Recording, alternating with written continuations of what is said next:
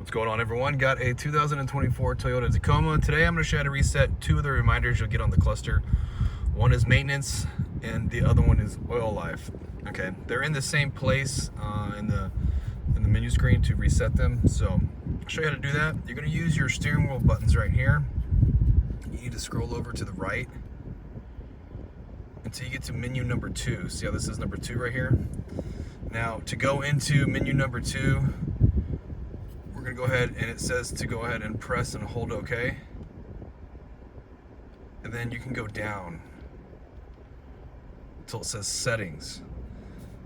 Press OK, and that'll get you into the settings menu. And we're going to go down to vehicle settings, and now you're going to press and hold OK. And this will get you where we need to be. Okay, vehicle settings. Go down, and we'll see scheduled maintenance here and oil maintenance. Okay, so I'm gonna show you how to reset both of these. Just press OK on scheduled maintenance, go up to yes, reset complete. Now you can go back. Oil maintenance, if you just change the oil, hit yes, and that is it.